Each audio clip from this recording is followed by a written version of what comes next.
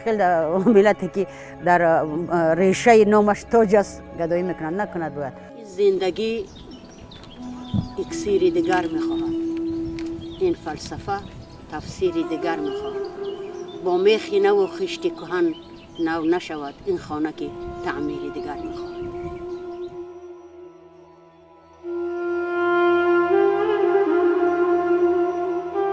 در مصاحبتون بررسی است که گازتا اظهار داشتید که هر یک مهاجر کاری در روسیه شخصی سیاسی است. چی فکر دارید؟ حکومت این رو درک میکند یا نه؟ اگر درک نکند باید درک کند، چون که اونا همشون یک توای شخصیتی قوی برمیگردن. هر یک شخصیتی که از خونش بیرون میرود پیش از همه خودش میسوزد، فقط برای شکمش نمیرود، برای عقلش میرود، برای خردش میرود، برای شرف اویلش میرود.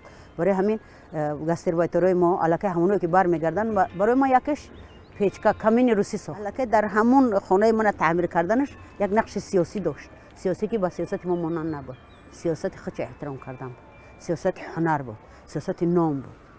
سیاست نام بدترین سیاست ایوا.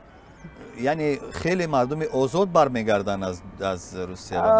میتونن هر خیل برگردن، میتونن نشأمند برگردن، میتونن اون از اون که چقدر اراده داشته است، چقدر چی میگن مغزی پاش چقدر بوده است، میتونن بدمست برگردن، میتونن مثلا نشأمند برگردن، اما در مجموع سالم برمیگردن، سالم و انتشامند.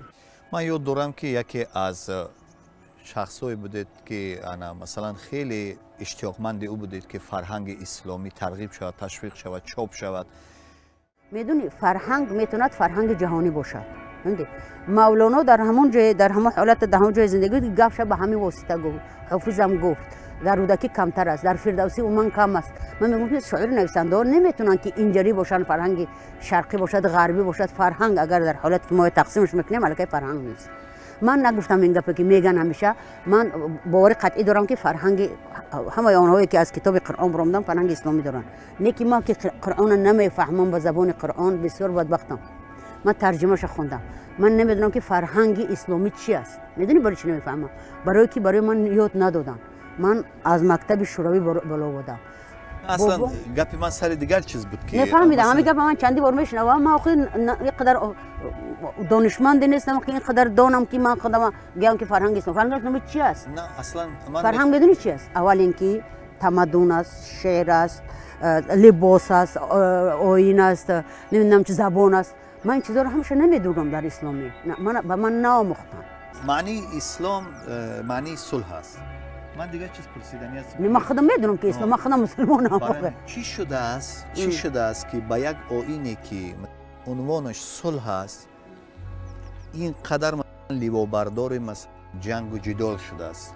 من میگم برای شما، من خیال میکنم که همین مملکت‌های ما که ما حالی بسیار چیز نمیدونیم درباره مذهب خودمون. یعنی آنچه که شما میگید سببش همش از آن که ما عمیق نامختیم، با ما عمیق نامختن و ما نمیدونیم کتاب خودمون، کتاب مقدس خودمون نمیدونیم، روی کی میخونیم.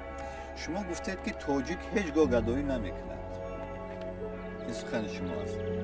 حالا با واقعیت نظر داشته هنوز با این فکر خود پافشاری میکنید؟ تاجیک در مجموع ملت گدو نیست. مثلا 3-4 یا که 1000 یا 10000 نه، ما خیلی گدایی کردیم در این سالهای اخیر و با همین مجبورم شدیم که بس کردن در کار دیگه گدایی را. خیلی ملتی که در ریشه نامش تاج است گدایی میکنند نکند باید. میکنیم. نوشتید که صبر ملت ما رو نجات میدهد. نظر دیگر نیز موجود است که صبر ملت ما رو میکشد. صبرش کسی نکشته. اونی که از سر تیر گرفتن نمیتوند او صبر نکرده است، او ناچار است.